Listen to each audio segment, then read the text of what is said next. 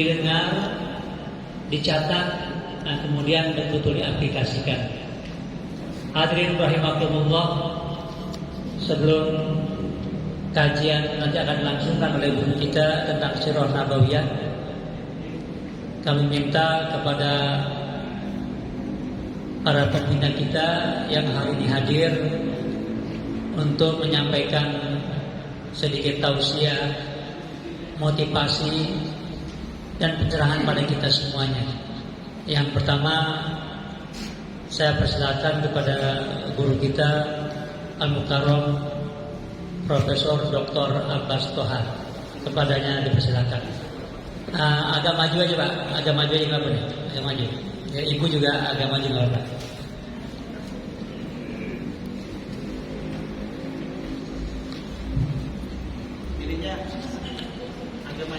Bismillahirrahmanirrahim. Assalamualaikum warahmatullahi wabarakatuh. Bismillah, alhamdulillah, wassalatu wassalamu ala rasulillah. Allahumma shalli ala sayyidina Muhammad wa ala ali Muhammad. Yang kita muliakan Ustaz Asep, guru kita Buya Dr. Asmi Ilyas, Ustaz Namuddin, dan ya ustaz-ustaz dan generasi muda serta emak-emak atau ibu-ibu kita. Pertama adalah alhamdulillah kita bisa kumpul dan terima kasih. Enggak banyak yang akan saya sampaikan, hanya 3 poin. Kita berkumpul di sini untuk mendalami ilmu, yaitu mengkaji Sirah Nabawiyah, terutama pendalamannya.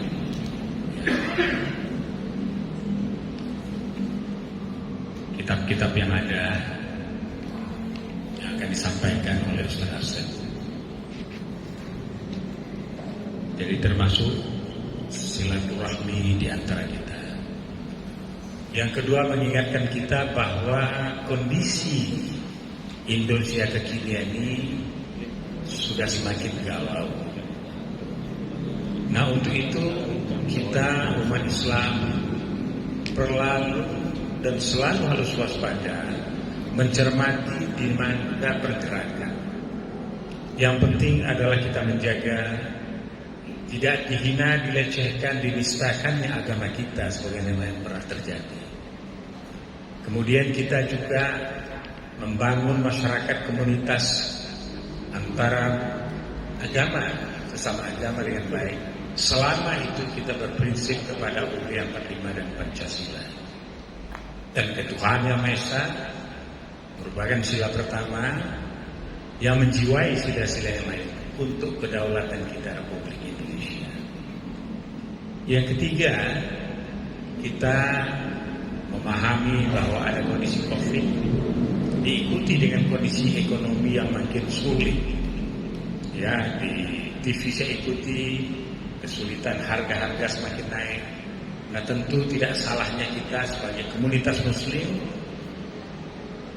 mencoba mendengarkan apa yang terjadi sesungguhnya dan apa peran kita dan saran kita kepada pemerintah dan kepada tokoh-tokoh masyarakat untuk memperbaiki kondisi ini. Tentu semuanya harus berdasarkan konstitusi yang ada. Dan marilah kita, ya, Ustaz Asep ini kita doakan supaya sehat. Beliau keliling terus ini, ya, Jumat di Petamburan, kemudian di Bogor. Nah, ini juga saya sedang persiapkan acara di Sawangan, ya, sudah ada tempatnya juga. Insya Allah di sana, ya, para profesional, intelektual, milenial, pemuda dan yang tua-tua juga ikut. Jadi mungkin nanti Pak Ustadz, ya, saya mungkin 3/4 pengajian ikut karena ditunggu di komunitas lain juga yang melakukan diskusi juga tentang masalah-masalah kekinian. Sekali lagi terima kasih Ustaz Asep. Saya doakan beliau sehat. Semoga Allah didoakan, ya Allah ya Rabb, sehatkanlah kami, kuatkanlah kami, persatukanlah kami dalam menjaga kedaulatan dan menegakkan NKRI ini dan berjalannya syariat Islam sesuai dengan dekret Presiden 59 ya, dekret Presiden suatu keputusan yang luar biasa yang dilakukan Bung Karno untuk tegaknya syariat Islam di Indonesia. Sekian, terima kasih. Billahi taufiq wal hidayah. Assalamualaikum warahmatullahi wabarakatuh. Terima kasih kepada Prof. Abbas yang telah memberikan sambutan pada kita semuanya. Selanjutnya, sebelum tausiah dari Dr. Asmil Ilyas, ini ada berita dari DKM Masjid. Ini mobil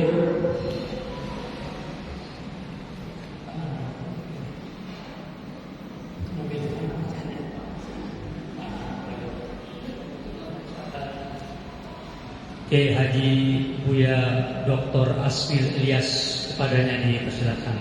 Tafadhol Kiai.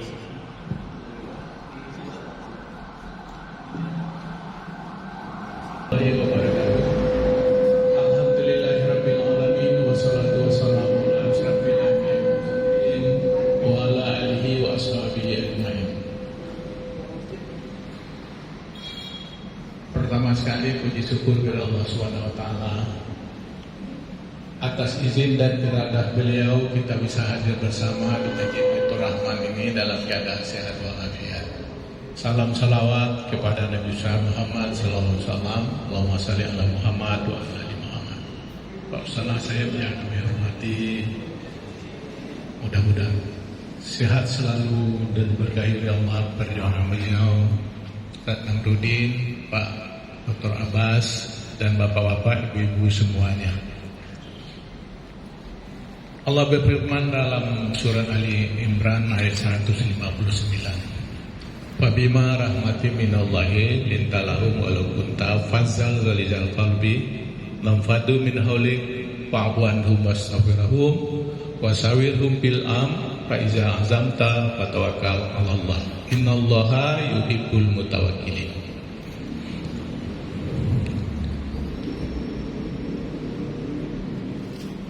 Allah berfirman supaya kamu berlaku lemah lembut. Terhadap siapa? Terhadap sesama muslim. Kalau yang lain asyidau alal kufar, harus tegas. Kalau sesama muslim kasar, kita akan rugi. Dia akan lari. Maksudnya apa? Saya sampaikan ayat ini. Kita sama tahu di Banyuwangi kan baru terjadi Masjid Muhammadiyah dibuang mereknya, kemudian oleh masyarakat sana dan diaminkan oleh Muspika, Koramil, Kapolsek, Lurah hadir. Ini yang disampaikan oleh Ustaz Alfian Tanjung di mana-mana kan ini. Komunis itu ideologinya tidak pernah mati. Apalagi sekarang yang KGB-nya komunis gaya baru. Sekian puluh tahun yang lalu dari 65, anak-anak itu pintar-pintar, sekolahnya pun di luar. Dia memproklamirkan diri di parlemen 200 orang dia. Nah, dia punya taktik dan strategi bolak-balik kan. Cina memperbarui strateginya itu. Sementara kita nggak pernah, pengajian aja sepi-sepi aja. Dia diasah terus, ditambah dengan rasa dendam. Udah pinter, finansialnya berlebih-lebih, rezimnya dipegang, udah semua. Nah, melihat situasi ini kita nggak ada apa-apanya, pengajian sikit atau gimana, kita nggak boleh pesimis. Itu Allah katakan faiza azamta wa tawakkal 'ala Allah. Kita harus berusaha maksimal dengan harapan, dengan niat mudah-mudahan kita jadi semut di zaman Nabi Ibrahim. Semua yang lain apalagi cecah, mencemoohkan, tidak tahu diri itu semut.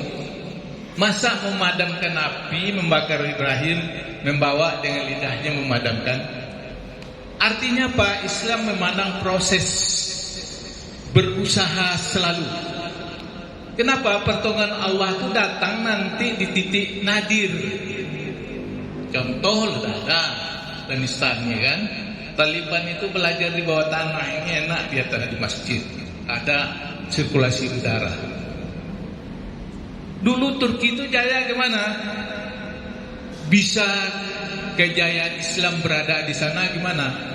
Karena pasukan daratnya diakui dunia, namanya Yeniseri, siang berpuasa, malam perang.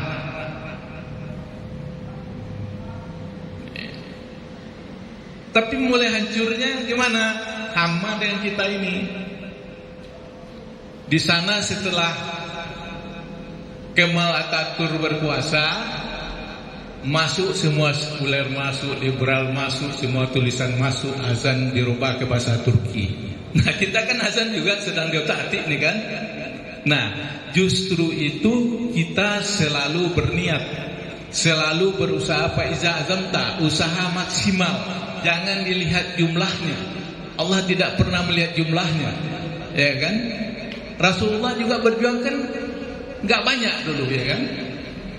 Nah, setelah jumlah yang banyak, tapi di dalam itu banyak munafik. Di Masjid Kuba itu kan. Nah, artinya ini kami sampaikan gimana? Mudah-mudahan kedatangan kita ke sini, majlis taklim ini, Ustadz juga jauh-jauh datang dari Bandung, ya kan? Dikuatkan oleh Allah, semangat kita juga kuat. Kuatnya gimana? Masing-masing kita ngambil peran, menyampaikan ke depan, ke belakang, kanan, kiri. Bisa menyampaikan sehari itu 5 orang, nyangkut 1 orang perasaannya bahwa situasi sekarang seperti yang disampaikan Pak Dr. Abbas tadi, nggak enak-enak aja, gawat darurat. Bayangkan Ustadz di mana itu yang sedang azan dia apa kan? Sama golok. Itu bukan sekali dua terjadi. Sama dengan dulu. Zaman-zaman komunis itu kan gitu. Di mana-mana terjadi. Penganiayaan Ustadz Ali Jabir dulu sedang di mimbar, ya kan? Ya selesai gitu aja, orang gila.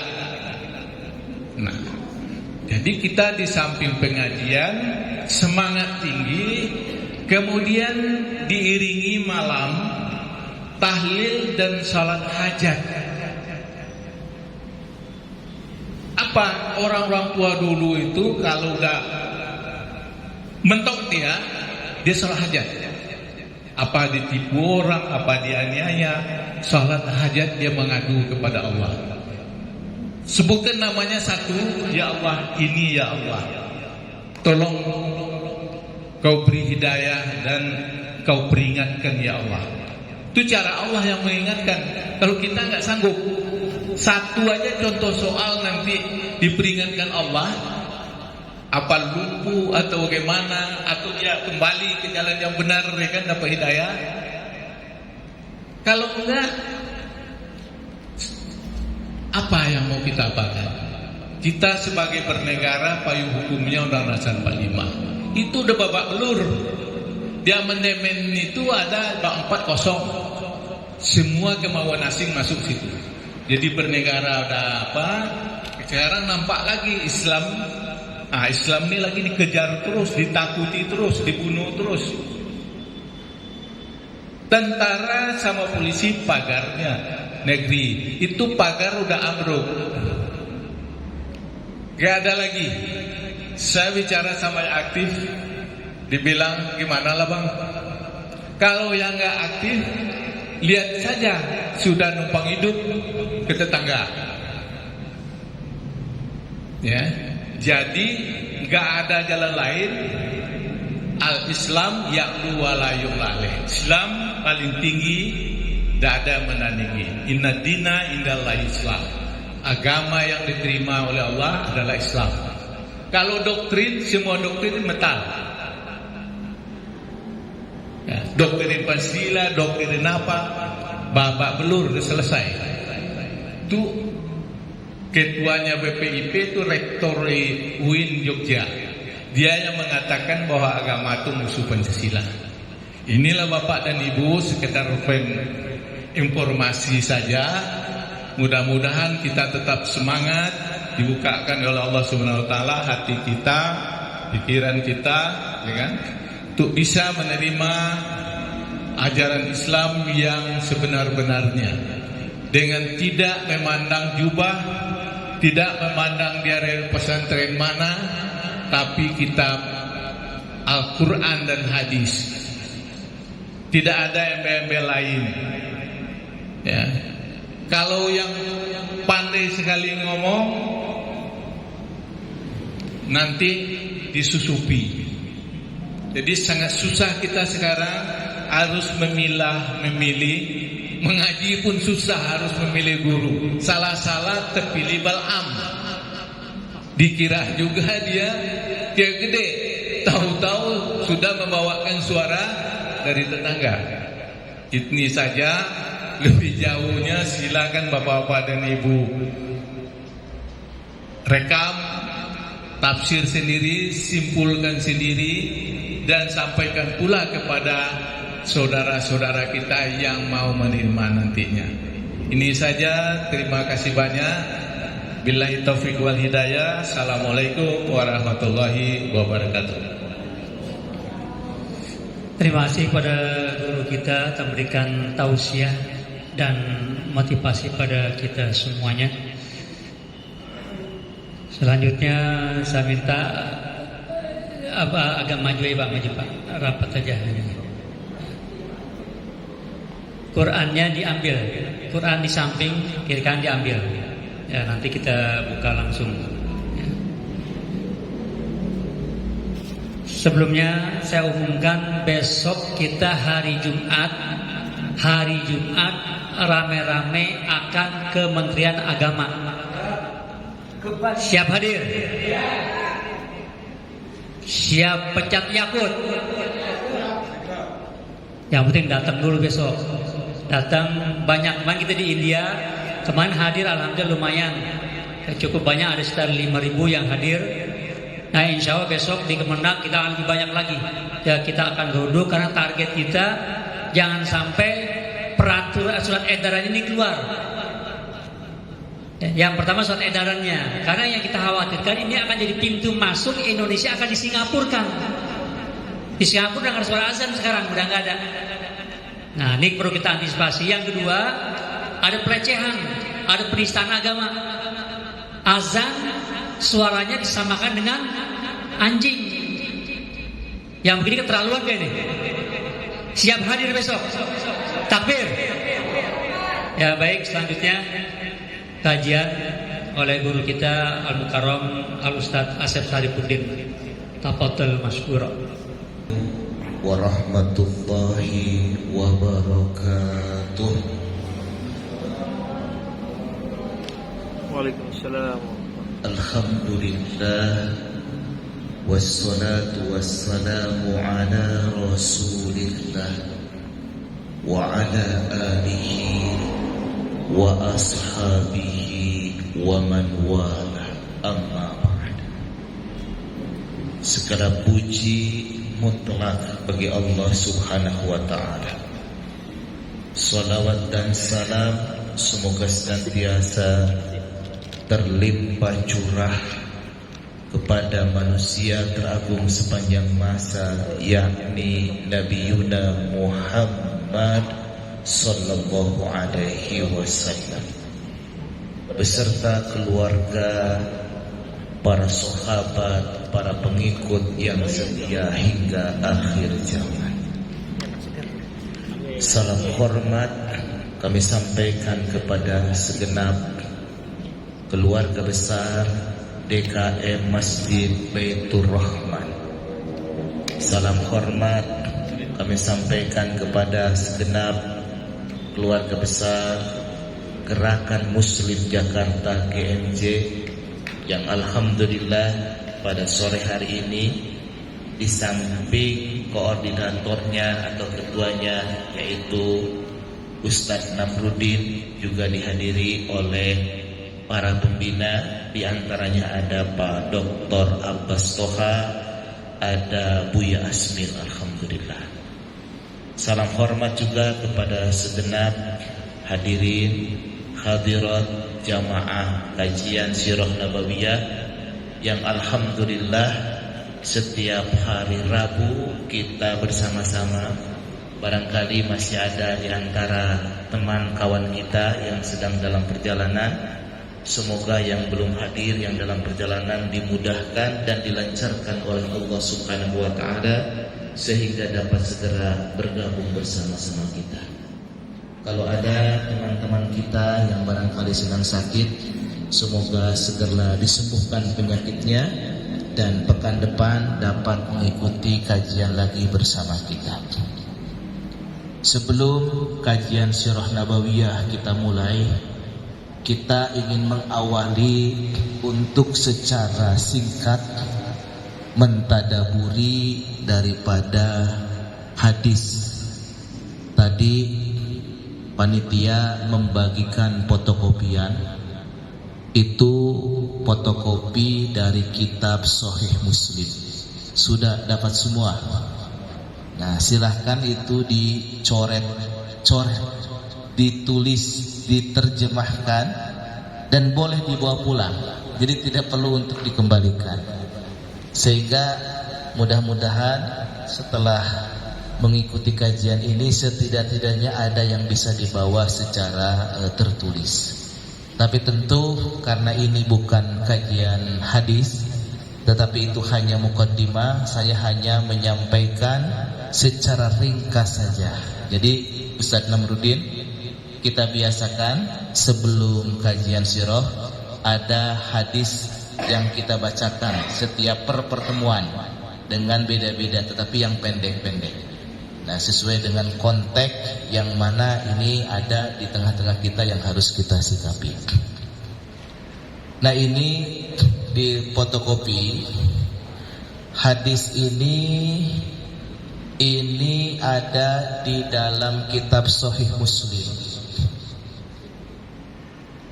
Hadis tersebut nomor hadisnya 55. Itu 55 Arab. Sudah dikasih stabilo, sudah baca ya? Nah, ini kalau di dalam kitab aslinya yang di dalam Sahih Muslim, ini sanadnya itu ya cukup panjang.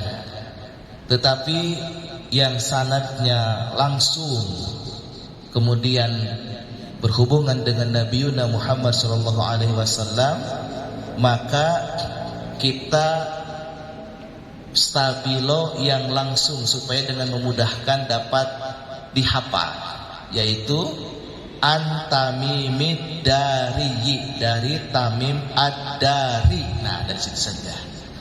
Jadi kalau kita menyampaikan hadis, minimal kita menyampaikan sanadnya, kemudian matan hadisnya, isinya, kemudian rawinya yang meriwayatkan. Nah, ini sanadnya dari Tamim Ad-Dari. Nah, di sini beliau menyampaikan anan nabiyya, sesungguhnya Nabi Muhammad sallallahu alaihi wasallam qala, telah berkata atau telah bersabda. Pak Namruddin, ini lampu enggak gelap enggak? Orang bisa baca enggak? Bisa ya? Nah, alhamdulillah. Nah, ini kitab aslinya, kitab Sahih Muslim. Jadi yang difotokopi itu bukan ketikan saya, itu fotokopi daripada kitab Sahih Muslim. Namun di atasnya, nah itu tulisan kita yang Latin, Sahih Muslim, artinya itu diambil dari kitab Sahih Muslim. An Tamimi Ad-Dari, dari Tamim Ad-Dari, anna Nabiyya sallallahu alaihi wasallam, sesungguhnya Nabi Muhammad sallallahu alaihi wasallam qala telah berkata, qala telah bersabda. Apa sabda Nabi Muhammad sallallahu alaihi wasallam? Ad-dinun nasihah, agama adalah nasihat. Kulna, nah ini kami berkata bimakna bertanya. Para sahabat bertanya kepada Nabi Muhammad sallallahu alaihi wasallam, kulna, kami bertanya kepada Rasulullah, liman, nasihat tersebut bagi siapa? Untuk siapa? Qala, Rasulullah sallallahu alaihi wasallam berkata bimakna menjawab pertanyaan para sahabat. Jadi Rasulullah berkata ad-dinun nasihah, agama adalah nasihat. Para sahabat bertanya, liman, bagi siapa, untuk siapa ya Rasulullah nasihat tersebut? Qala, Rasulullah berkata bimakna menjawab pertanyaan liman tadi, lillahi, nasihat itu bagi Allah, wali kitabihi, dan nasihat itu bagi kitabullah, wali rasulihi, dan bagi rasulnya atau Rasulullah, wali a'immatil muslimina, dan nasihat itu bagi pemimpin-pemimpin kaum muslimin, wa ammatihim, dan nasihat itu bagi orang pada umumnya atau bagi segenap umat Islam. Di sini Rasulullah mengatakan bahwa din itu adalah nasihat. Nasihat pertama bagi Allah, nasihat kedua bagi kitabullah, nasihat yang ketiga bagi Rasulullah, nasihat yang keempat bagi segenap pemimpin-pemimpin kaum muslimin, yang kelima nasihat bagi segenap umat Islam. Pertanyaannya, nasihat itu apa? Ibu-ibu lihat di dalam kamus bahasa Indonesia, nasihat itu wejangan, petuah, mungkin begitu ya yang dipikirkan. Nah, kalau dimaknai nasihat itu wejangan petuah, lalu bagaimana memberi petuah kepada Allah? Memberi petuah kepada kitabullah, memberi petuah kepada Rasulullah, memberi petuah kepada pemimpin-pemimpin kaum muslimin, memberi petuah kepada umat Islam. Nah, di sini perlu didefinisikan dulu apa yang dimaksud dengan nasihat dalam konteks ini. Nasihat dalam konteks ini adalah ungkapan kalimat yang bermakna mendapatkan kebaikan bagi ditujukannya nasihat tersebut. Jadi ini ungkapan kalimat yang bermakna agar yang mendapatkan nasihat itu mendapatkan kebaikan.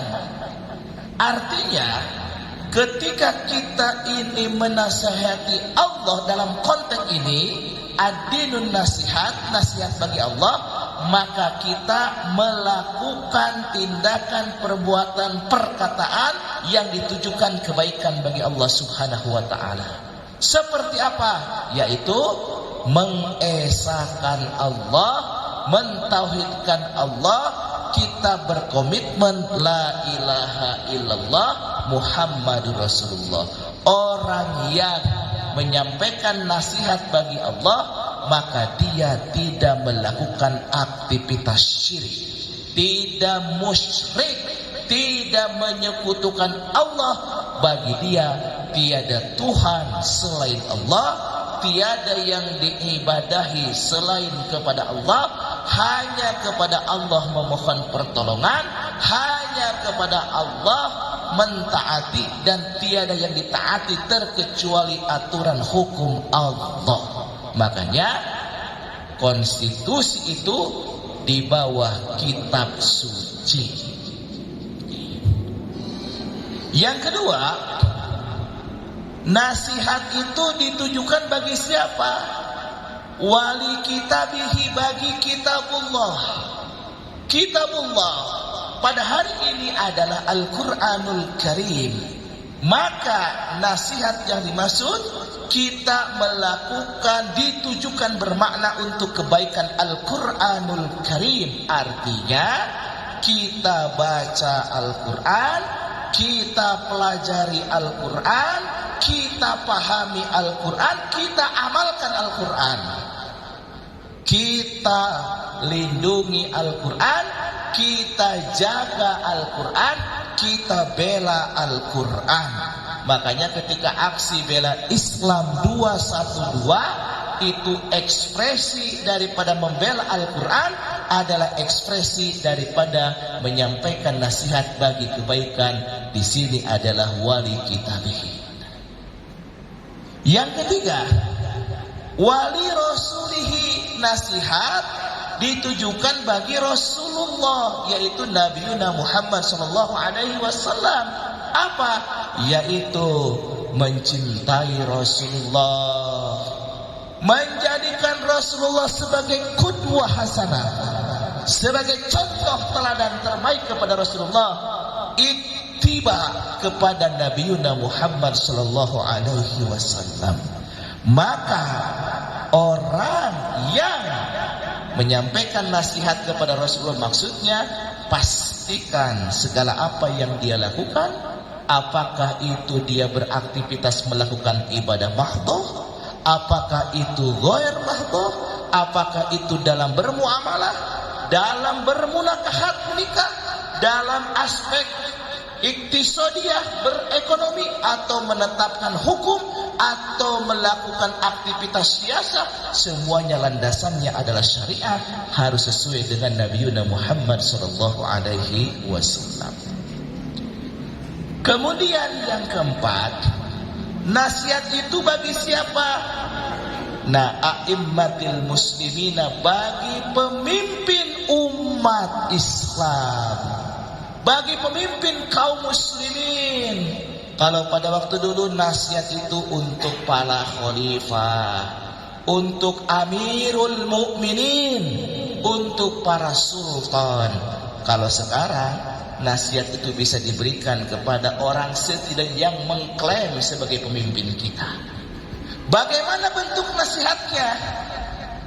Kita harus mendukung setiap kebijakan daripada pemimpin kita sepanjang kebijakannya sesuai dengan Quran dan Sunnah. Kita harus mengkoreksi setiap kebijakan pemimpin kita yang tidak sesuai, apalagi bertentangan dengan Quran dan Sunnah. Bahkan kita harus melakukan jihad fi sabilillah ketika pemimpin kita melakukan kezaliman. Abdulul jihadi kalimatu haqqin inda sultanin jairin. Ada jihad di luar kita, di luar perang, yaitu berkata-kata benar terhadap pemimpin yang zalim. Jadi kalau ibu-ibu protes, minta kejelasan tentang vaksin, tentang VCR, tentang tidak setuju IKN, tentang protes yang menganalogikan suara azan dengan suara anjing, itu bagian insya Allah kalau lillah adalah bagian menyampaikan nasihat kepada pemimpin-pemimpin kita. Kemudian yang kelima, nasihat itu ditujukan kepada segenap umat Islam. Islam. Oleh karena itu, bentuk kecintaan kita kepada saudara-saudara kita adalah kita melakukan amar ma'ruf nahi munkar. Kalau ada teman kita yang melakukan kebaikan, harus kita support. Kalau ada teman kita yang melakukan kemaksiatan, harus kita ingatkan. Kalau ada saudara kita yang melakukan kekeliruan, harus dicegah. Itu semua dalam rangka melakukan nasihat. Dan kata Rasulullah, ad-dinun nasihat, din itu adalah nasihat. Mudah-mudahan kita semua termasuk umat Islam, umat Nabi Muhammad SAW yang mengaplikasikan, yang mengamalkan, yang mengimplementasikan dawuh atau sabda Nabi Muhammad SAW terkait ad-dinun nasihat. Itu ibu-ibu bapak sekalian, saya kira hadis itu untuk bisa kita pelajari. Nah, ini hadis yang diriwayatkan oleh Imam Muslim. Jadi sanadnya dari siapa? Tamim Ad-Dari. Matannya tadi ad-dinun nasihat. Kemudian setelah itu bagi siapa? Kulna liman qala lillahi wa li kitabihi wa li rasuli wa li a'immatil muslimina wa la a'immatil muslimina wa ammatihim, rawahu Muslimun. Hadis tadi diriwayatkan oleh Imam Muslim. Nomor hadisnya nomor 55. Nah, itu dikasih tadi loh. Jadi kalau ibu-ibu menyampaikan hadis ini dari kitab Sahih Muslim nomor 55, itu bisa dijadikan landasan. Itulah fotokopi daripada kitab Sahih Muslim yang saya pegang ini.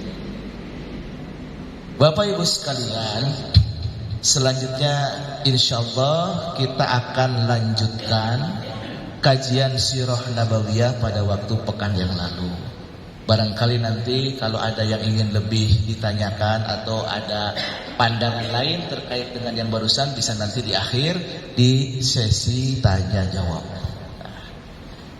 Kemarin kita sudah menyampaikan terkait dengan respon Nabi Muhammad SAW dalam mensikapi tindakan intimidasi dan represif dari kaum kafir Quraisy. Yang pertama, Nabi Muhammad SAW itu melakukan gerakan isolasi atau kaderisasi, atau dengan istilah sekarang uzlah, yaitu melakukan kaderisasi di rumah Al-Arqam bin Abil Arqam, yang kemudian orang menyebutnya dengan sebutan Darul Arqam. Yang pertama. Jadi Rasulullah itu luar biasa Bapak Ibu sekalian ya. Ketika melihat para sahabatnya ada yang dibunuh seperti Yasir, seperti Sumayyah, ada yang disiksa seperti Bilal, ada yang dihinakan dan macam-macam yang diperlakukan tidak manusiawi oleh orang-orang kafir Quraisy Mekah. Maka kebijakan Rasulullah SAW kepada para sahabatnya mengarahkan agar para sahabatnya tidak demonstratif dalam berdakwah. Silahkan lakukan secara silent. Tapi terbalik, Rasulullah tetap melakukan dakwah secara terbuka.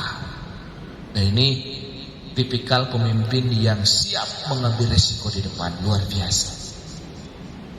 Jadi Rasulullah itu kepada para sahabatnya dilakukan dakwah secara tertutup, silent, tapi Rasulullah secara terbuka. Mohon maaf, saya ingin minum dulu.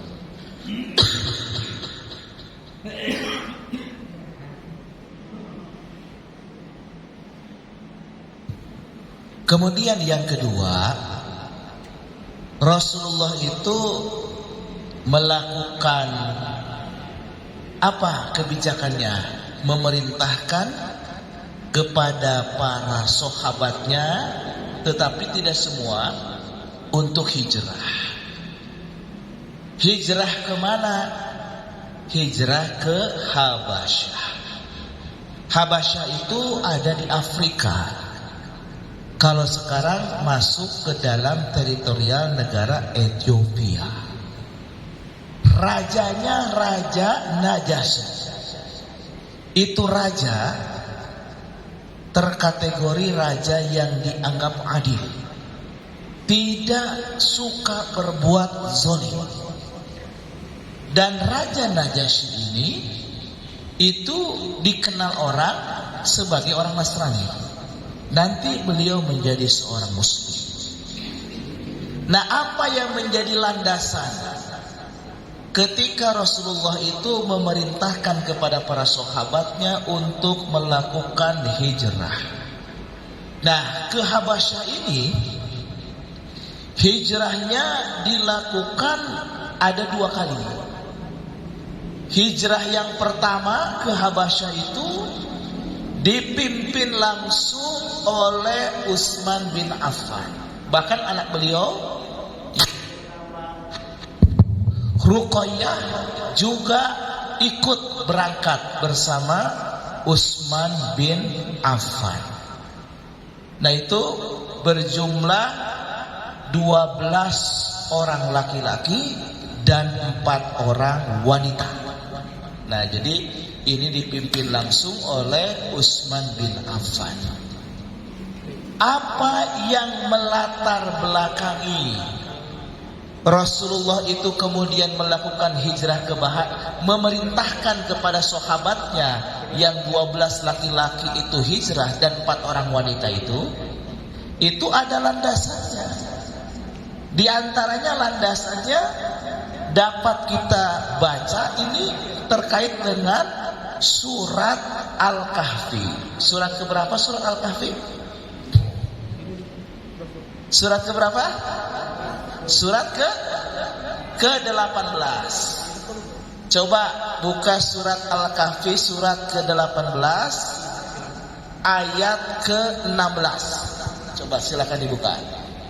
Kita baca, kita tadaburi secara ringkas sehingga dapat memahami kenapa keputusannya Rasulullah memerintahkan kepada sahabatnya untuk melakukan hijrah ke Habasyah yang pertama. Sudah dipegang? Coba lihat surat ke-18 itu ayat ke-16. Ada yang mau baca, ibu-ibu?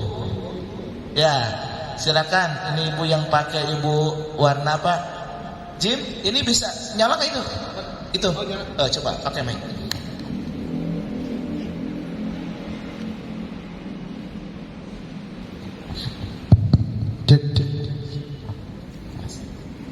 A'udzu billahi minasy syaithanir rajim. Bismillahirrahmanirrahim. Wa iz i'tazaltumuhum wa ma ya'buduna illallah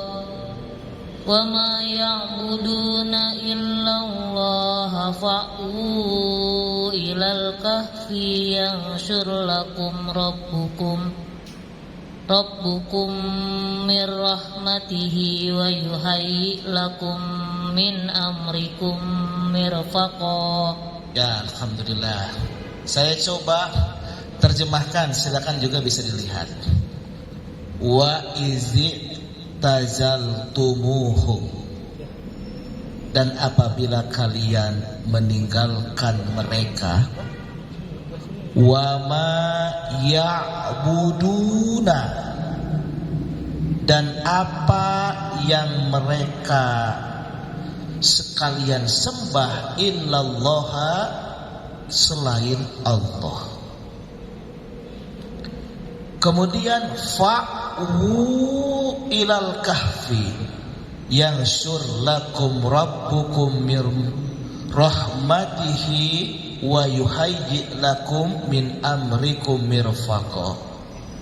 Nah, maka carilah tempat berlindung ke dalam gua itu niscaya Rabb kalian akan melimpahkan sebagian rahmatnya kepada kalian dan menyediakan sesuatu yang berguna bagi kalian dalam urusan kalian.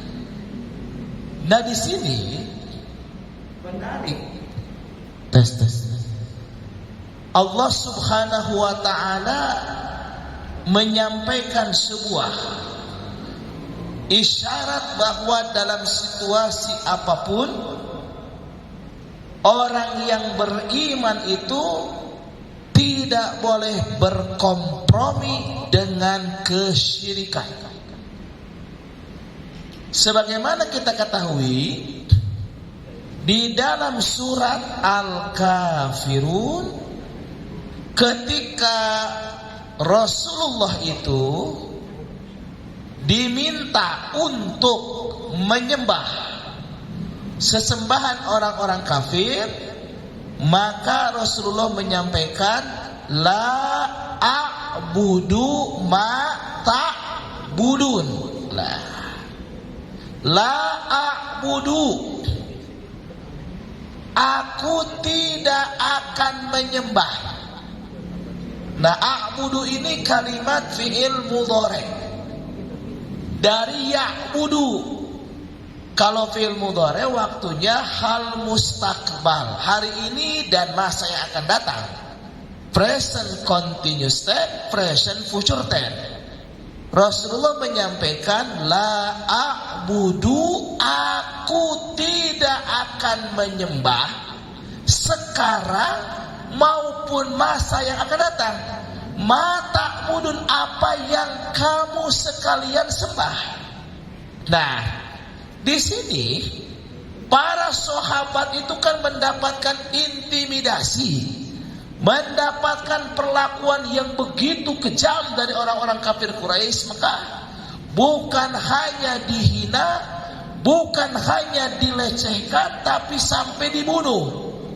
Tapi para sahabat meskipun dalam situasi yang begitu genting tidak boleh berkompromi. Makanya jika kemudian tidak sanggup menghadapi intimidasi tekanan yang begitu luar biasa, maka sebaiknya engkau melakukan uzlah, di antaranya yang kemudian ada di Darul Arqam. Nah, setelah itu kemudian Rasulullah menyampaikan lagi apa dapat kita baca di dalam surat Az-Zumar. Coba boleh dilihat surat keberapa, surat Az-Zumar? Coba cari. Ada yang mau siap baca lagi? Surat Az-Zumar surat ke-39. Ada yang mau baca lagi?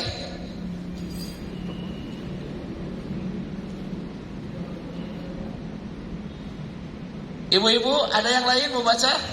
Bapak? Siapa? Ayat ke-10. Ini mahasiswa ada yang mau baca? Mau baca? Alhamdulillah. Nih, coba kasih mic-nya.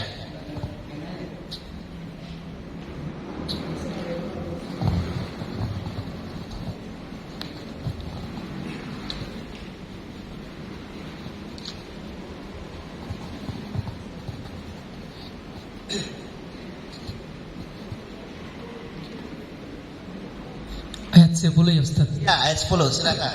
Ini namanya siapa? Dari mana? Biar ta'aruf dengan yang lain. Assalamualaikum warahmatullahi wabarakatuh. Waalaikumsalam warahmatullahi wabarakatuh. Nama saya Ishak Moni. Ishak Moni dari kampus Universitas Ibnu Khaldun Jakarta. Oh, alhamdulillah. Allahu akbar. Asal dari mana? Ambon. Oh, Ambon, Malaysia ya. Alhamdulillah. Ambon ya, dari Ambon. Silakan, tafadhol. A'udzu billahi minasy syaithanir rajim. Bismillahirrahmanirrahim. Qul ya ibadilladzina amanu ittaqu rabbakum lilladzina ahsanu fi hadhihi ad-dunya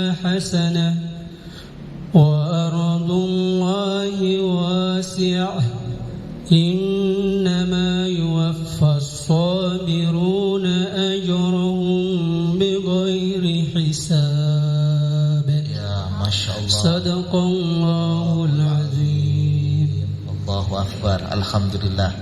Kul, katakanlah. Kul ini kalimat apa? Isim kalimat fi'il? Fi'il. Fi'il apa?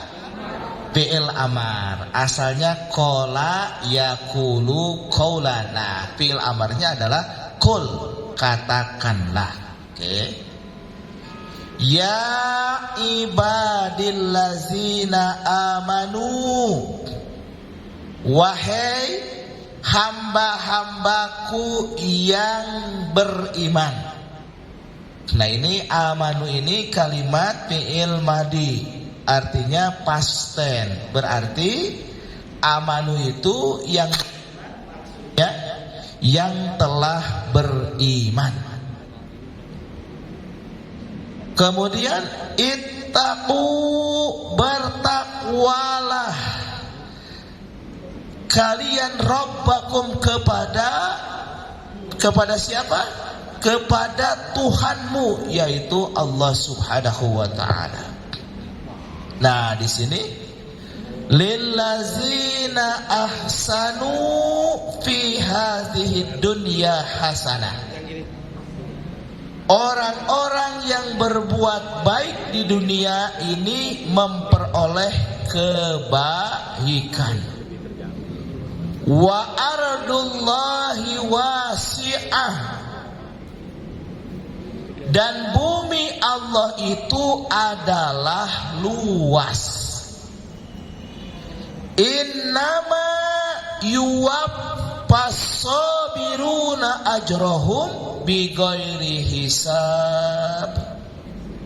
Nah, di sini sesungguhnya hanyalah orang-orang yang bersabar yang dicukupkan pahala mereka tanpa batas.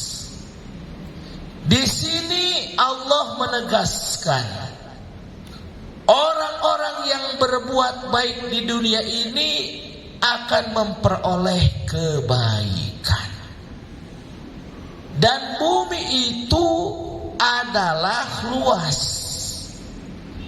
Jadi maksudnya, kalau kita tinggal di suatu wilayah, kemudian di wilayah itu kita mendapatkan intimidasi, teror, bahkan mengancam nyawa, kemudian kita tidak berdaya, jangan sampai karena ancaman teror itu menjadikan kita berkompromi dengan kesyirikan, berkompromi dengan kekufuran. Jika engkau tidak mampu menghadapi situasi itu, maka bumi Allah itu sangat luas, maka berhijrahlah. Jadi jangan jadi alasan, ya Allah, aku tidak kuat lagi, tapi saya tetap mau di sini, sehingga maafkanlah kalau aku ini ternyata melakukan kompromi-kompromi dengan pihak musuh, yang kemudian pada akhirnya jadi melemahkan perjuangan. Kalau tidak sanggup, tidak bersiap, maka boleh berhijrah. Hijrah itu bukan lari. Hijrah itu adalah isyarat rumus dari Allah Subhanahu wa taala kepada Rasulullah dan para sahabatnya. Nah, jadi saya mencoba memotret situasi ini. Kalau para aktivis itu harus punya relasi tokoh dari berbagai daerah, dari berbagai tempat. Kalau misalkan Pak Ustadz Namrudin di Jakarta, aduh repot di sini, ya harus bisa hijrah. Kalau teritorialnya Indonesia, kalau belum siap atau terpaksa boleh pindah, boleh hijrah dulu. Apakah itu ke Malaysia, apakah itu ke Saudi, apakah itu ke Turki. Nah, oleh karena itu bagi para aktivis-aktivis yang levelnya nasional dan berpotensi dijemput kapan saja, harus punya relasi hubungan internasional. Jadi minimal Pak Dr. Abbas, para aktivis itu harus punya visa yang 1 tahun 1 tahun. Sehingga kalau dianggap perlu, maka bisa langsung tinggal berangkat ke tempat yang dianggap aman. Nah, Utsman bin Affan ini kemudian beliau oleh Rasulullah diperintahkan untuk hijrah ke Habasyah. Utsman terdiri daripada 12 orang laki-laki dan 4 orang perempuan. Itu hijrah yang pertama. Itu terjadi pada bulan Rajab. Itu pada bulan Rajab. Nah, jadi bulan Rajab ini peristiwa yang luar biasa. Terjadinya ada Isra Mi'raj, terjadinya juga adalah hijrah pertama ke Habasyah. Nah, ini banyak peristiwa-peristiwa yang terjadi di bulan Rajab ini. Lalu kemudian setelah beberapa lama tinggal di Habasyah, maka kemudian sahabat ini pulang karena punya pemikiran informasi ini harus hati-hati nih, ini dianggap hoax. Orang-orang kafir Quraisy Mekah dianggap welcome, sudah beriman, maka diputuskan untuk kembali. Ternyata belum. Nah, kemudian pada akhirnya masuknya bertahap satu-satu. Nah, singkat cerita, ketika kemudian mereka semakin menjadi-jadi, maka kemudian ada gelombang hijrah yang kedua. Nah, kalau yang kedua itu jumlahnya di atas 80 orang. Itu yang mimpin hijrah adalah Ja'far bin Abi Thalib. Itu sepupu Nabi Muhammad SAW. Jadi Abu Thalib ini punya anak. Ada Ja'far, pemuda tampan, itu sepupunya Nabi Muhammad. Ada Ali bin Abi Thalib, itu adiknya. Ada Hindun binti Abi Thalib atau Ummu Hani. Nah, Ja'far ini seorang pemuda tampan. Kemudian beliau yang memimpin proses hijrah yang kedua ke Habasyah. Nah, ketika hijrah yang kedua ini, orang-orang kafir Quraisy Mekah itu kemudian mereka tidak ridho, tidak rela, karena ternyata di Habasyah ini para sahabat yang hijrah itu merasa aman, nyaman. Bahkan ada juga orang Habasyah yang kemudian masuk Islam. Kemudian mereka mengutus 2 orang diplomat ulung untuk bernegosiasi dengan Raja Najasyi, dengan dipimpin oleh Sa'ad bin Abi Waqqas. Amr bin As. Nah, ini dipimpin untuk meminta kepada Raja Najasyi agar para orang-orang yang hijrah itu dikembalikan, dideportasi ya. Ditarik gitu. Jadi model-model kayak begini itu udah terjadi dari dulu gitu. Jadi di lobby, ayo pulangkan gitu, di lobby supaya dideportasi gitu kan. Nah, ini adalah dipimpin langsung oleh Amr bin As. Amr bin As belum muslim nih. Dia diplomat ulung. Bukan Sa'ad bin Abi Waqqas, tapi Amr bin As. Nah, yang menarik, ini yang ingin saya sampaikan. Kalau cerita-ceritanya bisa kita kaji di berbagai buku, tapi saya menyampaikan ini kaitannya dengan potret bagaimana kita mengambil pelajaran hikmah dari proses sirah nabawiyah. Singkat cerita, itu si Amr bin As ini ngelobi. Nah, pada waktu itu belum muslim, belum jadi sahabat Rasulullah. Melobi ke Raja Najasyi bahwa harus dikembalikan. Kemudian terjadi pertemuan antara kubu umat Islam yang hijrah yang dipimpin oleh Ja'far bin Abi Thalib dengan ada Amr bin As, kemudian ada Raja Najasyi. Nah di situ kemudian terjadi dialog bahwa Amr bin As ini punya keyakinan karena orang-orang Islam itu tauhidnya la ilaha illallah Muhammadur Rasulullah, maka dia bisa melakukan perbuatan yang tidak akan disukai oleh raja. Raja itu kan ingin dihormati. Bahkan betapa tidak banyak ketika bertemu dengan raja, orang itu sampai untuk jalan saja nyesot gitu ya. Nah, ini ada yang sampai bersujud. Nah, ketika bertemu dengan Raja Najasyi, maka orang-orang itu umumnya melakukan dalam tanda petik sujud sebagai penghormatan kepada raja. Tapi sahabat-sahabat ini tidak melakukan sujud. Nah, itu Amr bin As. Nah, ini pasti raja tersinggung. Kemudian raja itu menanyakan, kenapa kalian tidak melakukan sebagaimana dilakukan oleh yang lain? Ja'far menjawab, la ilaha illallah Muhammadur Rasulullah, bahwa bersujud itu hanya kepada Allah.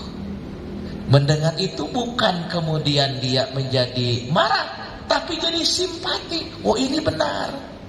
Nah, ini pelajaran yang harus kita ambil.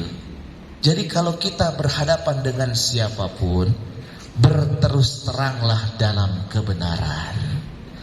Urusan nanti dia menolak atau menerima, itu urusan hak prerogatif Allah dalam konteks memberikan taufik dan hidayah kepada orang yang kita dakwahi.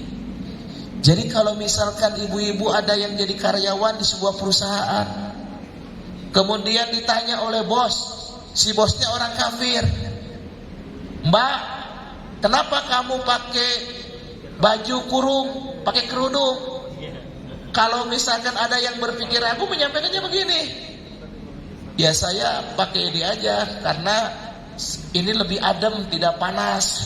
Atau misalkan rambut saya sudah beruban, supaya nggak kelihatan kita pakai ini. Nah, dikemas dengan pikiran kalau dijawab terbuka khawatir dia tersinggung karena beda agama. Nggak boleh begitu, sampaikan. Ya ayuhan nabiyyu qul li azwajika wa banatika wa nisa'il mu'minina. Jadi berjilbab itu adalah kewajiban kaum muslimin.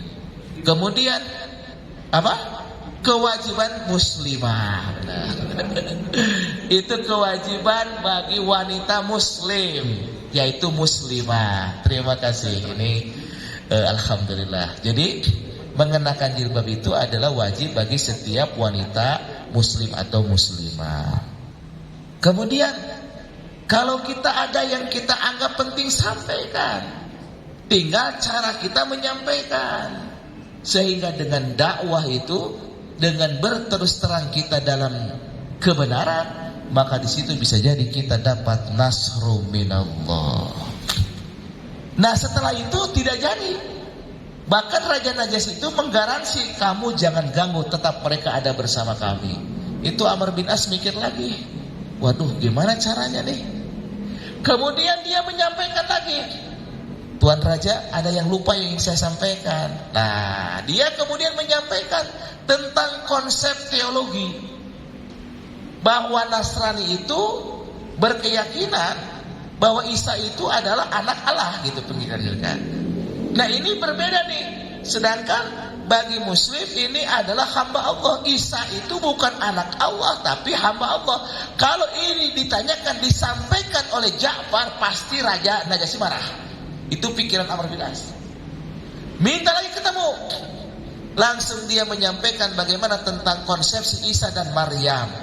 Maka kemudian itu Ja'far menyampaikan surat Maryam, kemudian menjelaskan bahwa Isa itu adalah hamba Allah, bukan anak Allah. Mendengar itu, kemudian Raja Najasyi, ini benar ini.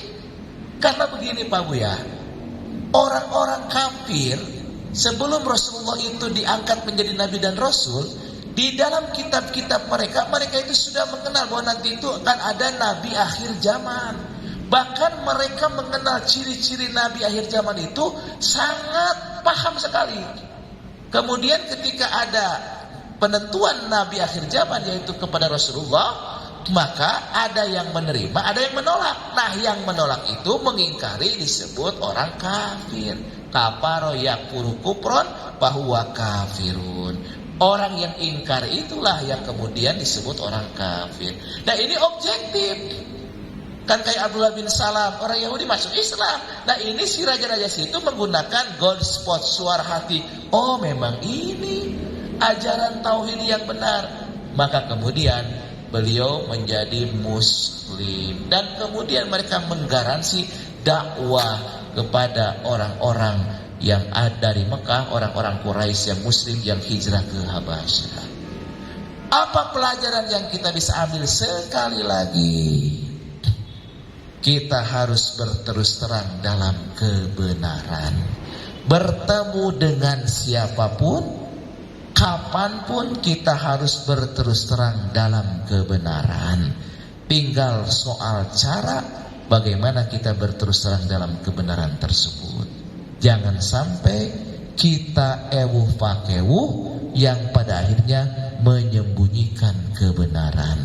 Karena kebenaran itu akan tegak ketika hak itu didatangkan. Kebatilan itu akan lenyap ketika hak datang. Kalau batil ingin lenyap, hak harus datang, hak harus ditegakkan. Nah, mudah-mudahan kita ini terkategori orang yang senantiasa berterus terang dalam menyampaikan kebenaran.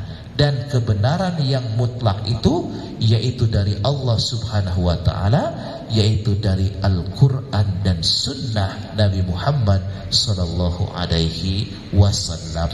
Jadi kalau kita ingin senantiasa perkataan kita benar, perbuatan kita benar, maka berpegang teguhlah kepada Al-Quran dan Sunnah Nabi Muhammad Sallallahu Alaihi Wasallam. Saya kira itu sebagai pengantar. Silahkan barangkali ada yang menambahkan atau bertanya. Kita diskusi kurang lebih sampai jam 5:30 ya Pak Nabrudin ya. Mangga dipersilahkan.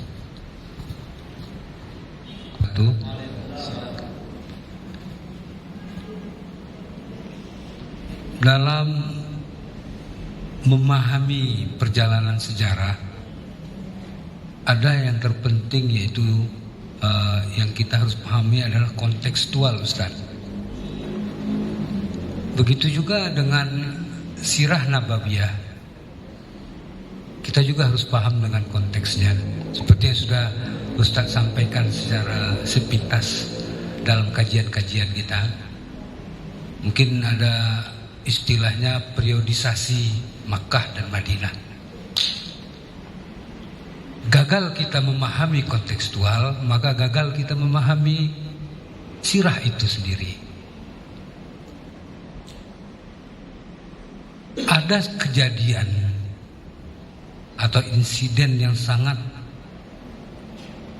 miris yang kita alami tentang pemahaman kita tentang kontekstual dalam sirah nabawiyah ini akhir-akhir ini. Kita masih ingat ketika bencana Gunung Semeru. Kemudian ada saudara kita di antara relawan itu, kalau bukan saudara kita, saudara saya dah, yang menemukan sesajen yang dipersembahkan oleh orang entah siapa, yang jelas orang musyrik. Kemudian dia tendang itu sajen itu. Ini penyebab dari bencana itu. Kemudian apa yang terjadi? Semua bereaksi, Pak. Termasuk ulama dan guru-guru kita, Pak. Saya tidak usah sebutkan kalau umpamanya kelas-kelas Quraisy Shihab, kita sudah pahamlah bagaimana jawabannya. Tapi ada juga orang yang kita harapkan memberikan memberikan izzah kepada diri kita, harga diri kepada bangsa, akidah kita itu juga ikut mempersalahkannya, Pak. Kita tahu sekarang itu orangnya itu udah di penjara atau gimana kan? Kita pun satu pun nggak tahu lagi di mana sekarang itu. Saudara saya itu, Pak, semua itu menyalahkan. Tidak ada satupun ustadz, ulama, kiai yang membelanya, Pak. Padahal yang disampaikannya itu adalah suatu kebenaran sesuai dengan akidah kita, Pak. Nah, pertanyaannya, ya, itulah salah satu, mereka itu semua menampilkan dalil-dalil bahwa seolah-olah ini kita ini dalam keadaan dalam periode Mekah, Pak. Kita itu yang memimpin bukan orang Muslim, padahal pemimpin kita sekarang ini adalah orang yang mengaku Muslim. Kemudian kita bukan minoritas, kita mayoritas, Pak. Nah, pertanyaan sekarang, Pak, saya, apa sebenarnya ada di balik para benak dari para ustadz, ulama, kiai-kiai kita itu, Pak, dengan kondisi saat ini, Pak? Apakah kita memang ini minoritas? Apakah pemimpin kita itu pemimpin kelas-kelas kafir Quraisy? Terima kasih. Assalamualaikum warahmatullahi wabarakatuh. Assalamualaikum warahmatullahi wabarakatuh. Saya punya saran buat GMJ Gerakan Muslim Jakarta. Kalau berkenan bertanda, bagaimana kita lebih mengembangkan jadi Gerakan Muslim Indonesia. Karena saya lihat sahabat saya yang di belakang ini itu perlu wadah lebih mengembangkan suara aspirasi se-Indonesia. Karena saya lihat Jakarta rame, tempat lain enggak. Ya enggak. Teman-teman semangatnya luar biasa. Makanya Gerakan Muslim Indonesia sebagai wadah untuk mempersatukan lagi, memperluas lagi, memperdalam lagi, memperjuangkan lagi cita-cita Muslim di Indonesia. Jadi insya Allah semuanya ada waktunya itu, iya enggak? Nanti namanya juga ikhtiar. Jadi saya ingin teman-teman buat hari Jumat juga ya, semangatnya pasti luar biasa. Memang harus digituin. Kalau perlu angkat tuh kantor menteri, kita rame-rame bawa tuh kantornya, bukan orangnya, kantor kita bawa ke MUI. Bopong rame-rame ya enggak. Nah, saya hanya satu, Gerakan Muslim Indonesia ada di mana-mana sampai Papua Barat. Terima kasih. Billahi taufiq wal hidayah. Wassalamualaikum warahmatullahi wabarakatuh. Tadi yang bertanya pertama bahwa indikator orang Islam di Indonesia yang pertama itu dilihat secara administrasi, yaitu dia ber-KTP Islam atau di KTP-nya tertulis agama Islam. Maka kemudian berapa jumlah umat Islam di Indonesia, maka dilihat indikatornya berapa yang di KTP-nya tertulis ada kata Islamnya. Itulah yang disebut dengan Muslim. Makanya kalau itu ukurannya di negeri ini, mayoritas adalah warga negara yang ber-KTP Islam. Nah, kalau misalkan tidak ada KTP, apa indikatornya, kan gitu. Kalau kita melihat kepada Nabiuna Muhammad SAW, kalau kita lihat ketika pertama Nabi Muhammad itu dalam hadis nih, dalam Sahih Muslim itu hadis nomor 8, bainama nahnu inda Rasulillah sallallahu alaihi wasallam zata yaumin. Nah, pada waktu itu ketika Rasulullah dan para sahabat itu sedang duduk, tiba-tiba datang seorang laki-laki.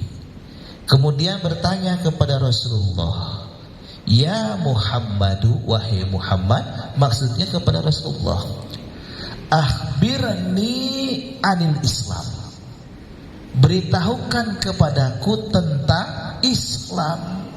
Faqala Rasulullah sallallahu alaihi wasallam, maka kemudian Rasulullah menjawab, "Al-Islamu, Islam itu, Islam adalah antashhada alla ilaha illallah wa anna Muhammadar Rasulullah." Islam adalah engkau bersaksi bahwasanya tiada Tuhan selain Allah dan Muhammad adalah utusan Allah. Kemudian selanjutnya kata Rasulullah, wa tuqimas sholata, dan engkau mendirikan sholat, wa tu'tiyaz zakata, dan engkau mengeluarkan zakat, wa tasuma ramadhana, dan engkau melaksanakan ibadah saum, wa tahujjal baita, dan engkau melaksanakan ibadah haji ke Baitullah, inistata'ta, jika engkau mampu, ilaihi, dalam melaksanakan ibadah haji, sabila, di jalannya.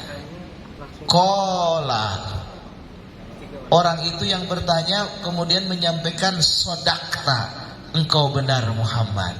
Melihat itu Umar kemudian berkomentar, fa'ajibna lahu, kami heran terhadap laki-laki tersebut. Yas'aluhu wa yusaddiquhu, dia yang bertanya dan dia juga yang membenarkannya. Berkaitan dengan ini, maka keislaman seseorang itu satu adalah syahadatain, bersaksi tiada Tuhan selain Allah, Muhammad adalah utusan Allah. Yang kedua adalah mendirikan sholat. Yang ketiga adalah mengeluarkan zakat. Yang keempat adalah melaksanakan ibadah saum. Yang kelima adalah menunaikan ibadah haji ke Baitullah. Nah, syahadatain ini, makna daripada dua kalimat syahadat ini yang sangat penting. Rasulullah dalam hadis yang lain terkait dengan arkanul islami, ini ada di hadis Sahih Muslim nomor 16. Kalau Sahih Al-Bukhari nomor 8. Yang tadi itu Sahih Muslim nomor 8. Kalau yang sekarang di dalam kitab Sahih Al-Bukhari nomor 8, Sahih Muslim nomor 16. Rasulullah kemudian mengilustrasikan Bunyal Islamu ala khamsin. Islam itu dibangun, atau bangunan Islam itu terdiri daripada 5 hal. Yang pertama adalah syahadati alla ilaha illallah wa anna Muhammadar Rasulullah wa iqamis sholati wa itaiz zakati wa hajjil baiti wa saumi ramadhana, rawahul Bukhari wa Muslim. Nah, Islam itu dibangun atas 5. 1 syahadatain, yang kedua adalah sholat, 3 zakat, 4 kalau di sini 4 haji dulu, 5 baru saum di bulan Ramadan. Nah, ulama mendeskripsikan karena yang dibicarakan Islam itu adalah sebuah bangunan, bunyal Islamu, maka syahadat itu diilustrasikan dalam sebuah bangunan adalah asasun, yaitu pondasi. Jadi syahadat itu pondasi. Kalau kita mau buat bangunan, mau 1 lantai, 2 lantai, 3 lantai, 5 lantai, atau berapapun lantainya, akan kuat atau tidak tergantung pondasi. Cakar ayam atau bagaimana, yang penting semakin kuat pondasinya, maka bangunan itu akan semakin kokoh. Nah, kita banyak mendiskusikan, mempelajari yang membatalkan sholat. Betul? Betul, dan harus dilakukan. Banyak juga yang mempelajari yang membatalkan saum. Batal, apalagi batal kalau kaitannya dengan misalkan wudu. Tapi jarang sekali mempelajari yang membatalkan syahadat. Kalau batal syahadatnya, wah ini batal. Apa batal syahadat? Tidak konsekuen dengan asyhadu alla ilaha illallah wa anna muhammadar rasulullah. Asyhadu alla ilaha illallah. Aku bersaksi bahwasanya tiada ilah, tiada Tuhan kecuali Allah. Aku bersaksi bahwasanya tiada yang memberikan rezeki sebagai Rabbin Nas adalah Allah. Aku bersaksi tiada yang dipertuhankan Ilahin Nas selain Allah. Aku bersaksi bahwa tidak ada yang berkuasa yang menetapkan hukum kecuali hukum Allah Malikin Nas. Oleh karena itu, orang yang syahadat tainnya benar, orang yang bersaksi tiada Tuhan selain Allah, maka konsekuensinya iyyaka na'budu wa iyyaka nasta'in. Hanya beribadah kepada Allah, hanya memohon pertolongan kepada Allah, hanya menyembah kepada Allah. Maka orang yang syahadat tainnya benar tidak akan pernah melakukan aktivitas yang condong kepada kekufuran dan kemusyrikan. Nah di sini ini benar tadi apa yang dikatakan oleh Bapak, bahwa kita ini harus memahami sirah nabawiyah secara utuh. Bahwa di dalam sirah urusan akidah, urusan tauhid itu adalah pokok. Kita tidak boleh berkompromi dengan kesyirikan.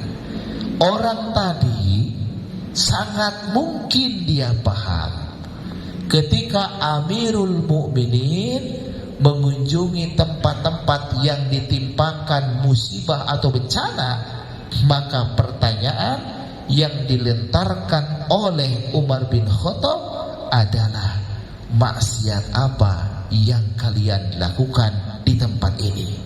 Maksiat apa yang kalian kerjakan di tempat ini sehingga Allah mengirimkan bala? Nah, dalam perspektif tauhid, kemaksiatan, kezaliman yang paling besar adalah menyekutukan Allah Subhanahu wa ta'ala. Maka ketika dia berkesimpulan seperti itu, ketika ada perilaku yang dianggap itu syirik dan berpotensi mengundang azab Allah, maka niatnya orang tersebut sebetulnya baik. Dia datang menjadi relawan untuk membantu saudara-saudara yang terkena musibah. Dia melakukan tindakan untuk bagaimana caranya agar tidak lagi ada musibah. Maka ketika ada sesajen yang dianggap ini bagian dari salah satu yang bisa memunculkan musibah, maka dia melakukan tindakan.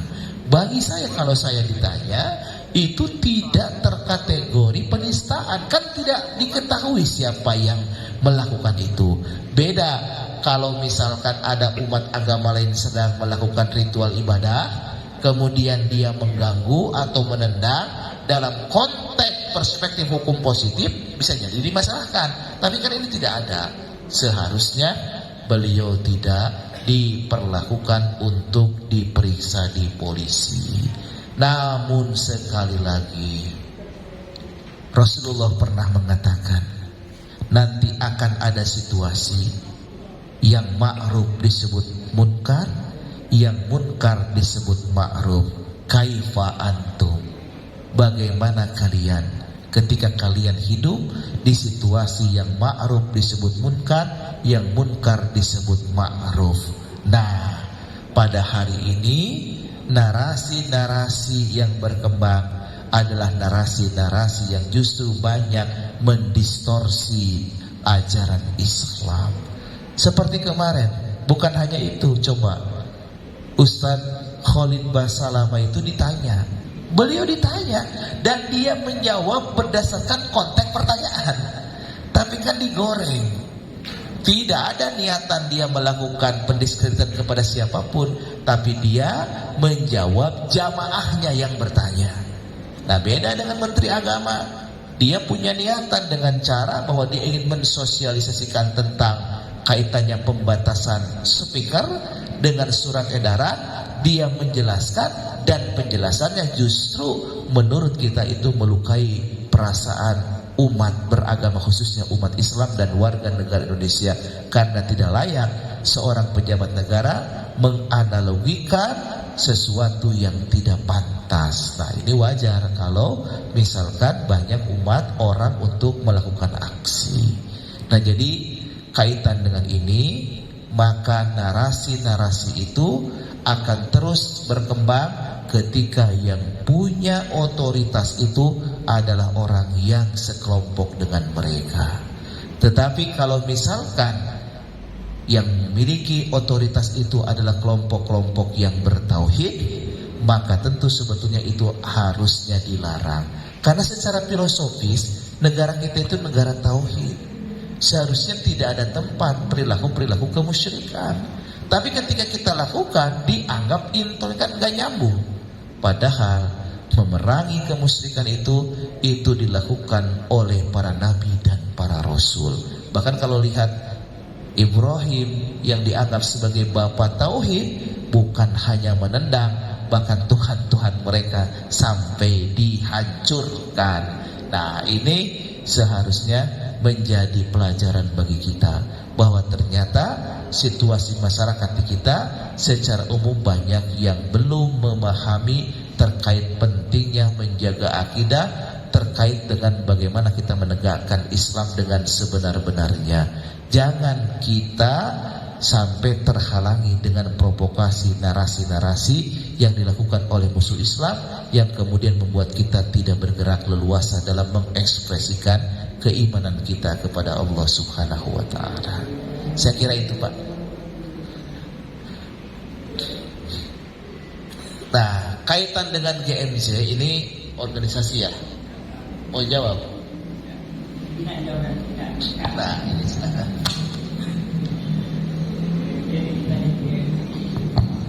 Terima kasih. Assalamualaikum warahmatullahi wabarakatuh. Ini pertanyaannya mantap, jawabannya yang perlu sangat pertimbangan kita semua.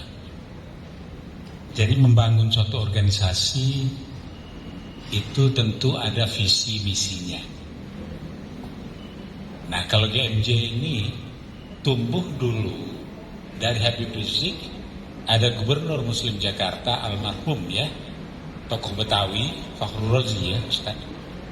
Kemudian pada waktu gerakan yang sedemikian terhadap pelecehan penistaan umat ini, maka kita membangun suatu komunitas, yaitu di bawah naungan gerakannya Habib Rizik.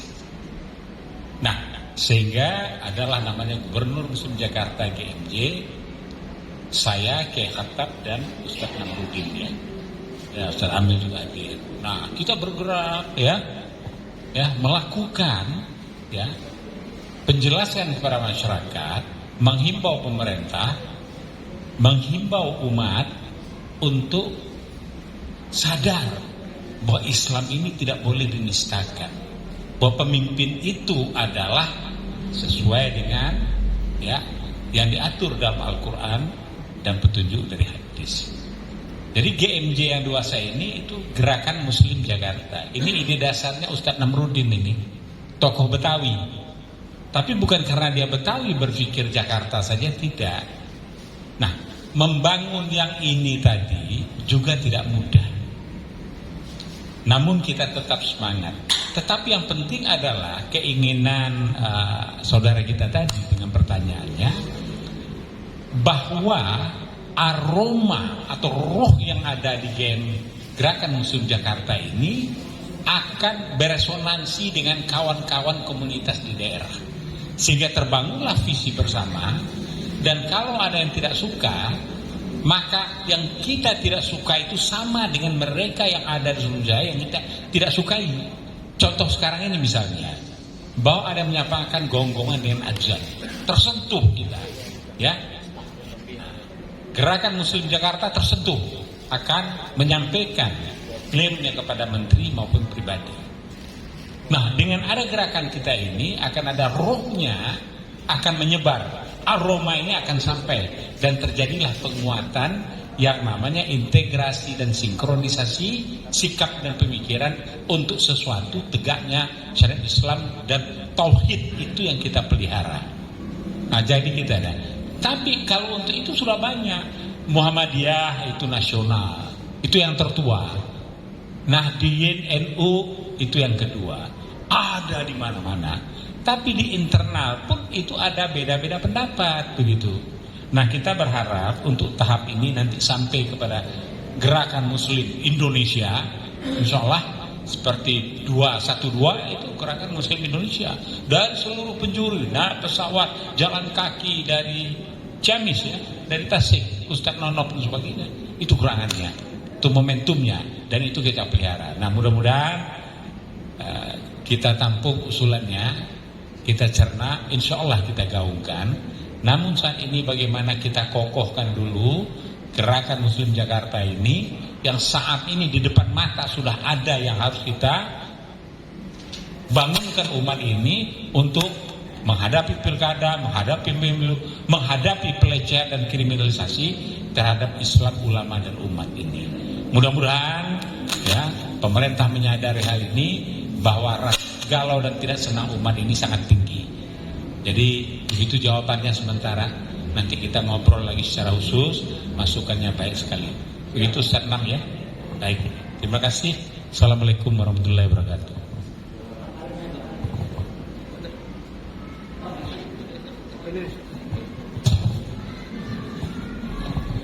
Ibu.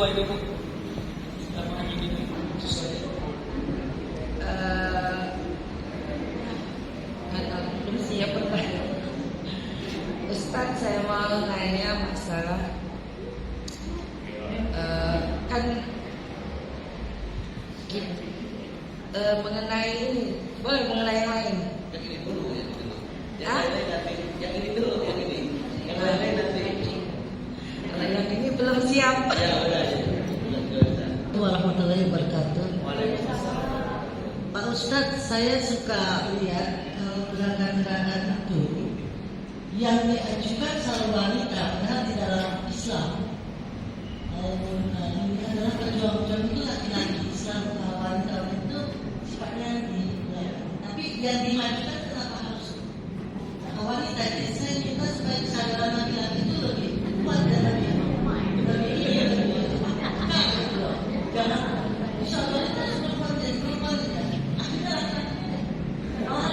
malah lebih banyak tidak melakukan pergerakan. Jadi ini sangat kecewakan. Maksudnya laki-laki itu pergerakan yang mana Bu? Kita lihat kalau ada demo-demo, kalau ada apa terus. Ya, saya maksudnya laki-laki dong yang harus lebih. Ya, saya sepakat dengan itu. Jadi saya tidak sepakat kalau perempuan itu yang bisa goreng kenapa mesti ibu-ibu? Kenapa? Ibu-ibu lah, tapi kalau dia membantu ini makanan apapun dia sifatnya. Jadi kalau bisa Waalaikumsalam.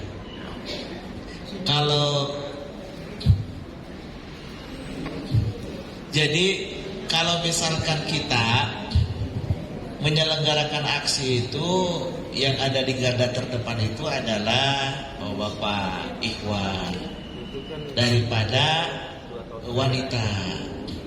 Tapi yang saya lihat akhir-akhir ini pasca kemarin lah menjelang situasi pilpres itu, kan banyak komunitas-komunitas yang mengidentifikasi dengan istilah emak-emak, barisan emak-emak. Nah, barisan emak-emak itu ada yang barisan emak-emak militan lah, gitu kan. Nah, mereka sering melakukan aksi. Nah, kemudian laki-laki itu mensupport. Nah, itu jadi mensupport karena mama yang punya ide dan gagasan. Konon katanya begitu. Kalau saya, Bu, di Bandung itu ketat, Bu. Contoh misalkan begini. Kami dari Bandung memberangkatkan massa untuk aksi di Jakarta. Misalkan dalam satu mobil. Mobilnya misalkan Innova atau Avanza. Di situ bercampur laki-laki dan perempuan. Saya baru akan memberangkatkan kalau di situ ada yang mahramnya. Enggak boleh bercampur. Umpama misalkan ada suami istri, selebihnya yang lain bebas. Tapi kalau tidak ada yang mahramnya tidak boleh berangkat. Kemudian kalau orasi itu sebaiknya kalau di tempat kredit yang berbicara hanya laki-laki. Apalagi kalau tempat mobil komandonya itu ini terjal yang sangat berpotensi ketika ada yang naik ke atas dipegangi, didorong oleh orang lain. Nah, itu menjadi masukan. Nah, ini perlu untuk dipertimbangkan. Betul tadi, kalaupun misalkan aksi ini terbuka untuk umum, laki-laki dan perempuan tetap harus terpisah. Jangan bercampur baur, apalagi menimbulkan fitnah. Termasuk dipoto. Nah, kalau dipoto nggak ada mahramnya, saya nggak mau. Makanya kalau saya dipoto, misalkan ada ibu-ibu nih juga mau dipoto, Pak Namrudin, itu permaisurinya aja. Tapi kalau misalkan saya minta dipoto nggak ada mahramnya, saya suka menghindar aja. Kayak kemarin juga nah ini kan harus dijelaskan. Kalaupun misalkan foto bareng antara laki-laki dan perempuan harus ada yang mahramnya. Lebih aman lagi khusus laki-laki, perempuan-perempuan. Jadi bukan hanya di taklim, tapi di setiap kondisi interaksi laki-laki dan perempuan itu harus dibatasi. Namun kalau misalkan kaitan dengan aksi-aksi, bisa jadi ketika ibu-ibu atau perempuan itu banyak yang aksi, bukan karena disodorkan, Bu, tapi memang niatnya dari emak-emak itu sendiri, dari ibu-ibu itu yang ingin aksi. Nah, laki-laki karena khawatir terjadi sesuatu, maka kemudian melakukan pengawalan terhadap emak-emak yang melakukan aksi. Yang saya tahu itu, nggak tahu kalau ada yang lain.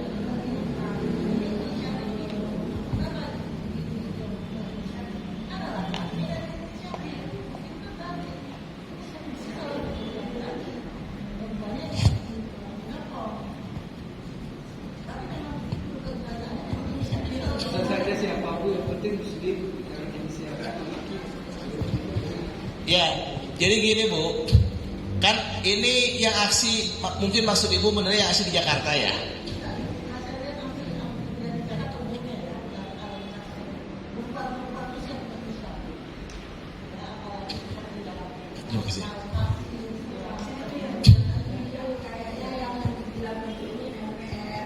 Oh iya.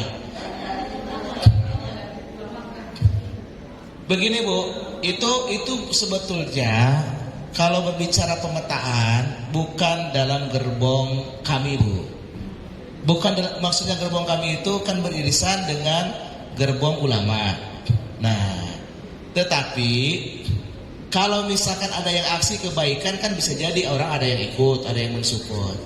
Cuma kalau kami yang menyelenggarakan itu adalah laki-laki itu di depan, clear. Lalu kemudian yang jadi problem begini, ini kan mensikapi aksi, Bu, mensikapi isu. Nah, ada kalanya situasi begini, ada isu nih. Kita ini katakanlah gerbong yang beririsan dengan komando Habib Rizik menganalisis isu. Dalam konteks analisis kita, ini kita sikapi dengan cara apa? Hanya opini, dengan aksi lagi, atau dengan bagaimana? Kan kita ada pembacaan, ada pemetaan. Nah, di sisi lain ada yang lain untuk pergerakan tidak bisa kita cegah. Nah, kita tidak melakukan itu ada kalanya bukan tidak berinisiatif, tetapi karena memang dipandang dalam situasi momentum itu yang kita anggap pas, kita lakukannya seperti apa gitu. Nah, seperti itu. Nah, jadi kita tidak bisa menghukumi semua aksi karena tidak semua aksi itu lahir dari desain kita. Nah, kalau yang dari desain kita, insya Allah yang terdepan itu adalah ikhwan. Makanya kalau kita memberangkatkan khususnya dari Bandung, supporting daripada di Jakarta ini, kita sangat ketat sekali. Nah, jangan sampai aksi ini justru ada sifat atau ada hal yang justru kontraproduktif dengan perjuangan yang kita lakukan. Namun sungguh pun begitu, masukan ibu-ibu ini perlu diperhatikan sekali, Pak Namruddin. Nah, ini barangkali aksi-aksi yang dilakukan oleh siapa saja itu juga harus diingatkan. Dan juga motivasi bahwa bapak-bapak supaya semakin banyak bergerak. Nah, ini Pak Namruddin sudah turun gunung. Nah, kemarin kan aksi, besok aksi lagi. Mungkin setelah ini akan ada banyak aksi-aksi. Nah, kita harapkan mudah-mudahan dengan situasi yang terjadi sekarang, kaum bapak ini bisa lebih progresif lagi, sehingga ibu-ibu lebih baik untuk support dan untuk menjadi penyelenggara begitu, Bu ya. Terima kasih, Bu, masukannya ini nanti kita tampung dan kita perhatikan insyaallah. Boleh, silakan Ustaz Yusuf. Ini terakhir ya, saya mau ke Mungkin waktunya cocok barangkali Ustaz dengan penjelasan Ustaz tadi, terutama di garis bawahi, sampaikanlah yang hak itu hak, dan pada ujung perjuangan atau Ustaz istilahnya apa tadi, di puncaknya nanti pertolongan Allah muncul gitu kan. Karena situasi di Indonesia ini sudah seperti ini, apalagi hoax itu sudah muncul, bahkan menurut pengamatan kita banyak orang, hoax itu justru datangnya dari pemerintah. Tapi uniknya pemerintah menyalahkan masyarakat yang membuat hoaxnya, jadi sudah dibolak-balik gitu situasi. Nah, ada kondisi dan sering kejadian yang khususnya kita ingat barangkali di depan mata Pak Munarman gitu. Kalau menurut pemahaman saya mungkin melalui forum-forum dan sebagainya nanti dikembangkan melalui Ustadz dan sebagainya. Kondisi Pak Munarman itu kan sudah dipojokkan oleh orang itu rame-rame dan sudah tidak berkutik, termasuk kasus kilometer 50 dibersihkan semua dan sebagainya, sehingga yang saya ingat, mudah-mudahan saya betul gitu ya, itu Ustadz siapa namanya, dia kan memprovokasi orang dan dibilang bohong ada peristiwa kilometer 50 sehingga beliau ditangkap gitu kan gitu. Jadi seolah-olah itu tidak ada gitu kan itu. Nah, maksud saya itu pada kondisi-kondisi seperti itu, khususnya kondisi Pak Munarman lah yang kita paling mudah ingat itu, sudah pakai aja ajaran Islam sekarang. Kalau Anda nih 10, 100 ribu, sejuta gitu kan mengatakan Pak Munarman salah, sementara Pak Munarman mengatakan betul menurut saya begini, dan sudah susah lagi dilakukan lagi, sudah dibiasakan saja kita, udah mubahalah aja kalau gitu. Mari Anda berdiri di situ, bawa istri anak-anak Anda, saya bawa istri anak-anak saya, kita mubahalah. Karena saya melawan banyak orang yang orang itu ternyata ujungnya kan buzzer dan lain sebagainya yang di Indonesia sudah berantakan nih sekarang ini. Makanya dikembangkanlah konsepnya mubahalah itu, biar gak panjang cerita, nggak usah ke pengadilan berpanjang lebar, sidang berkali-kali gitu, sudah sekali aja mubahalah, jadilah saat itu gitu. Anda siapa, saya siapa, kalau saya muslim gitu. Nah, mungkin oleh para ustadz ini dikembangkan sehingga nasional Islam, orang Islam yang mau menjalankan hak ini mungkin didorong untuk memanfaatkan fasilitas itu saja, karena sudah susah lagi sekarang ngadepin hidup kayak begini, mau bagaimana gitu. Terima kasih.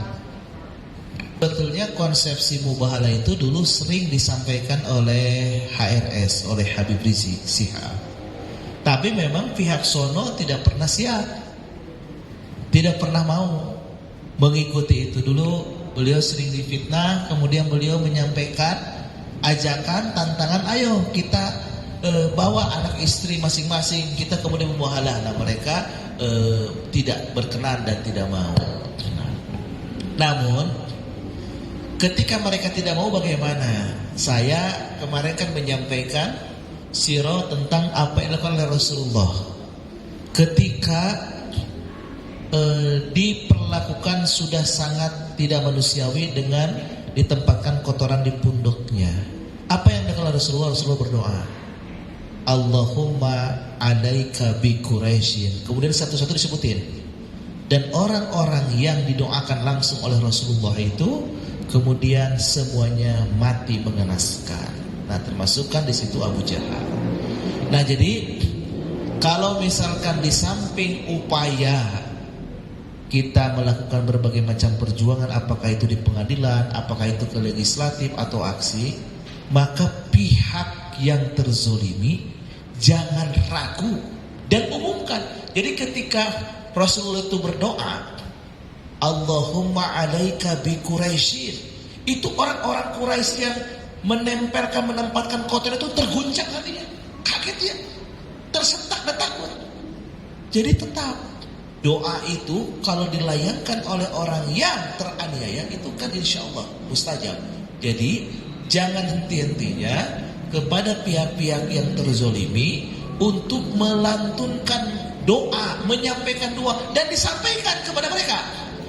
Umpama ada yang kilometer 50, sampaikan kepada mereka, wahai orang-orang yang pernah berbuat zalim, jika kalian tidak bertobat, tidak mau bertanggung jawab, kami ini orang-orang yang zalimi akan bermunajat kepada Allah untuk menyampaikan bla bla bla. Insya Allah itu akan menggetarkan hati mereka dan Allah insya Allah akan mengabulkan. Nah, ini juga bisa salah satu cara kalau yang bisa dilakukan di samping mubahalah. Kalau mubahalah mereka mau sangat tepat sekali. Tapi ketika mereka mau, kita tetap optimis. Meskipun kita satu pihak, kalau kita dizolimi, insya Allah. Namun tentu yang kita perhatikan di antara yang diijabah doa oleh Allah Subhanahu Wa Taala juga perhatikan aspek-aspek yang lainnya. Seperti itu. Saya kira sementara seperti itu. Terima kasih atas segala perhatiannya. Saya ini mohon maaf duduk karena memang kemarin acara sangat luar biasa Pak Profesor Abbas Toha. Jadi ini agak pusing dan flu. Jadi mohon maaf kalau penyampaian dan penyajiannya tidak terlalu progresif. Mudah-mudahan insyaallah pekan depan kita bisa berjumpa kembali.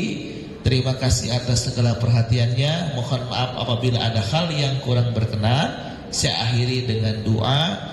Rabbana atina fid dunya hasanah wa fil akhirati hasanah wa qina azabannar. Walhamdulillahi rabbil alamin. Wassalamualaikum warahmatullahi wabarakatuh. Terima kasih kepada guru kita yang telah menyampaikan materi Sirah Nabawiyah seri yang ke-10. Nanti insya Allah seri yang